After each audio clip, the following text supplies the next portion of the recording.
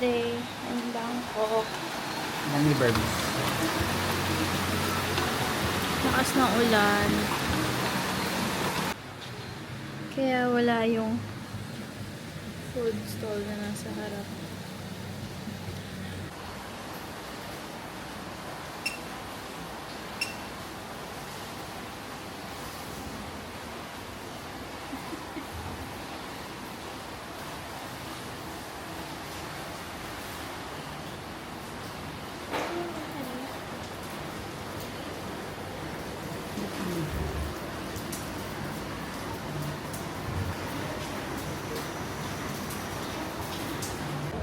Chill lang kami dito sa baba. Pag-check out na kami. Kasi may work si Gab.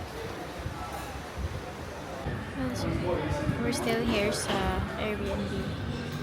It's 12:19.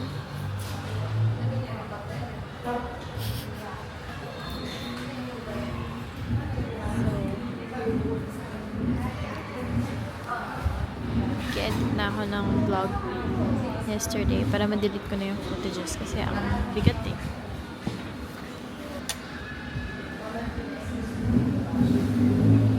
Ayan, we left our stuff. Sana walang mawala. Kasi wala lang siyang open storage area. Yung outfit kong pang airport fit na lang.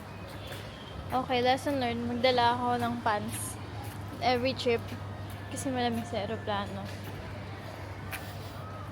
So if you watched the other days ng vlog, sinunod ko to ng isang araw. Pero don't judge me kasi pinampunta ko lang naman siya ng spa. So after ng spa, umuwi na kami at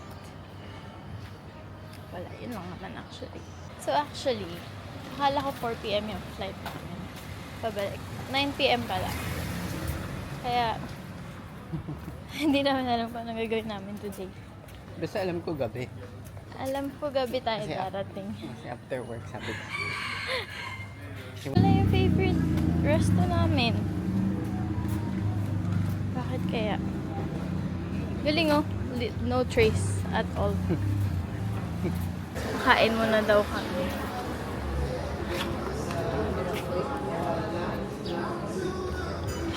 Ano inumin mo? Orange. Black orange. Black orange coffee yun sa kanya. Mango shake. My second black orange of the day. Second of the day. Pangalawa niya na daw to today, guys. Aga mo naman nagising. 6:30 gising. Nagising ka rin kaya na 6. Sobrang pagod ko kahapon. Hindi ako... Nakapagbihis ba ako? Hindi ata. Nakaiga ka na lang. Oo nga, hindi ako nakapagbihis. Tapos, hindi ako nakapag-skincare. Hindi ako nakaligo. Sabi ko maligo. Sabi ko nap lang eh.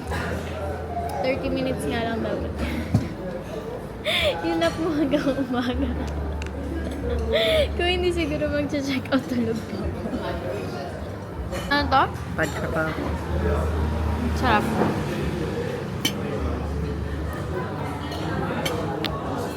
This is my chicken fried rice.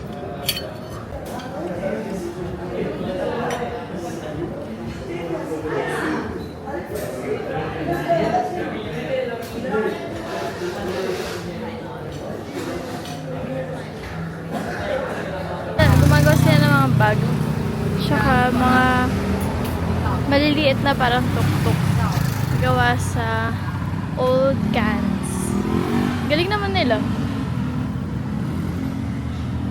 Ito kami sa Wat Chana Songkram. Temple siya. And free.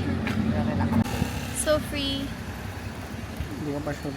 Free admission. Sabi merong 100. Ata. Ito yung malapit sa Airbnb na amin.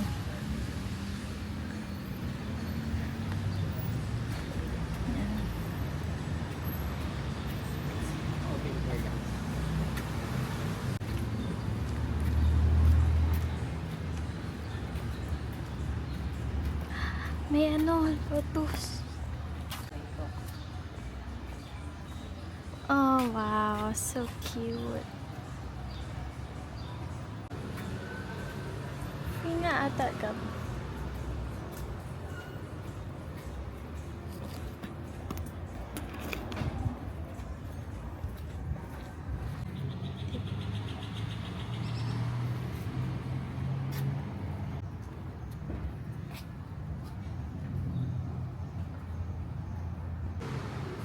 Silang plastic.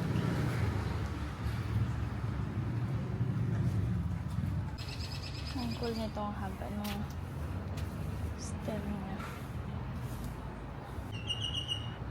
So, same na mga bawal sa mga temple. Then we have to remove our shoes.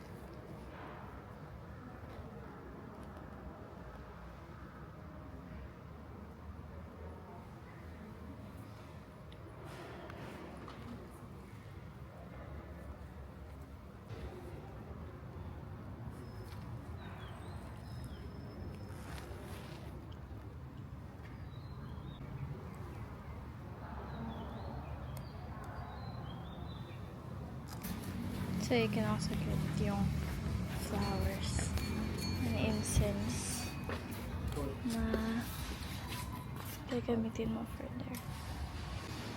We're outside the temple again. Ganda talaga ng mga details.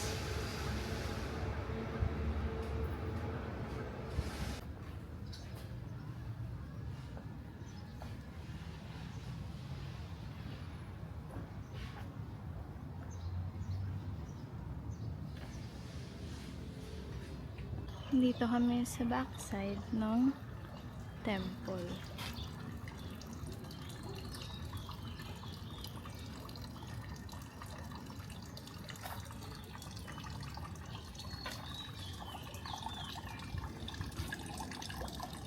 So yan, you can get your flowers and lotus. So labas mo ng temple, meron ganito. Sigab nandun.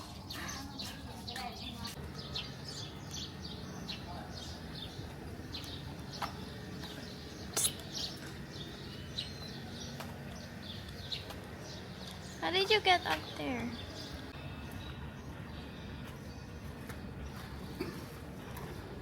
Ito yung temple na pinasok natin kanina. Wow. Sinanap ko yung hagdan. Ayan. Ito na makitigap.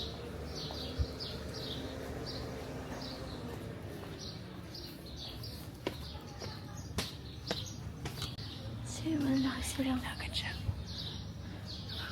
Vibrate ulit siya.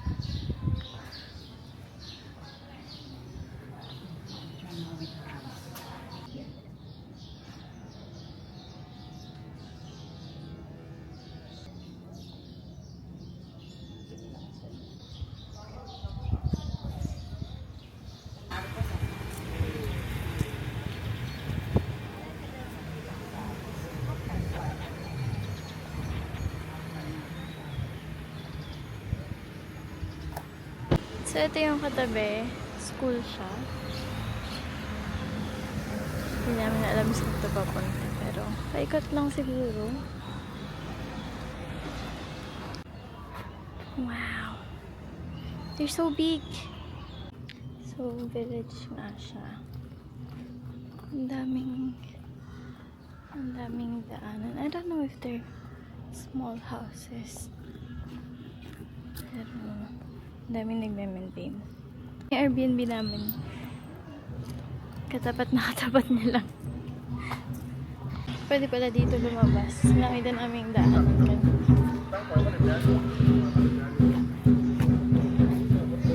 Ooh, 200-year-old Forton.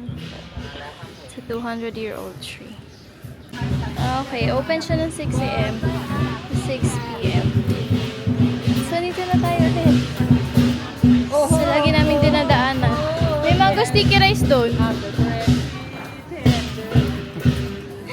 Bili tayo ng mango sticky rice bago umalis. Hindi ako sure kung meron sa airport eh. Kasi doon na kami pupunta.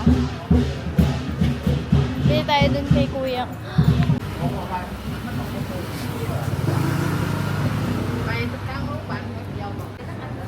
Yay! May mango sticky rice. Ito yung stall ni kuya. Malapit sa Kausan Archipel. Tabi ng 7-Eleven. Got the goods.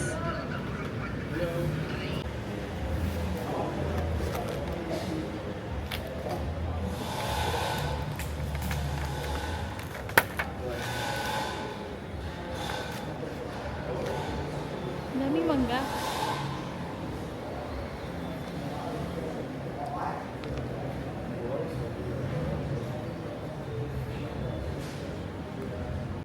Sa Airbnb na nga pala. Pero sa labas na kasi wala na kaming room.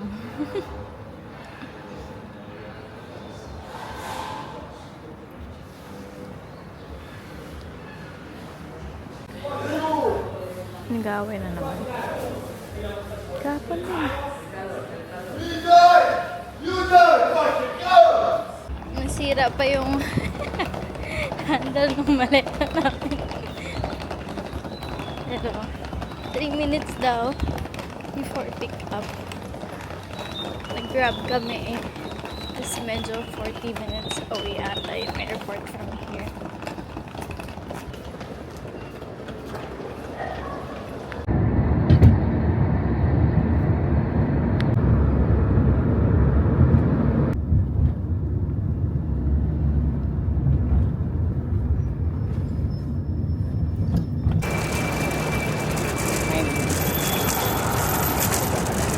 Si ate, nakasabay din namin siya sa temple kayo. Naalala ko eh kasi yung cut sa ano niya, sa blouse niya.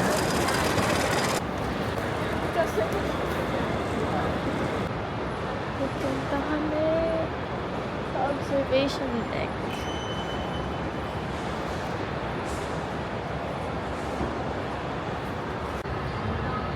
Dito kami sa observation deck.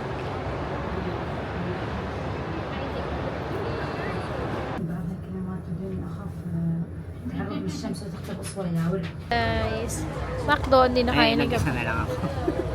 Ah. Parang asin.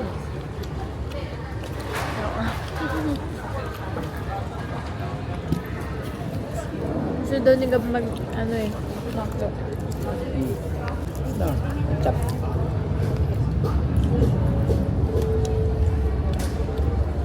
Gusto na asin? Hindi nga asin. Truffle beef.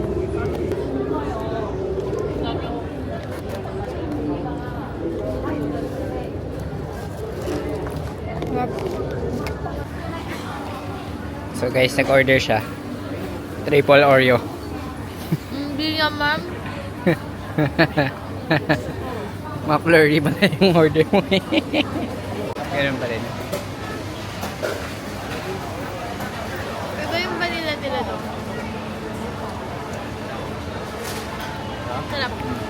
Sarap, no? Hindi naman namin. Nasaan gata?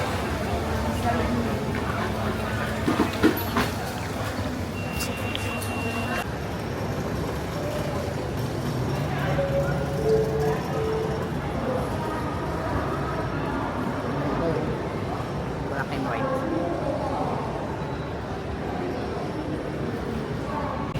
Ay, hindi na.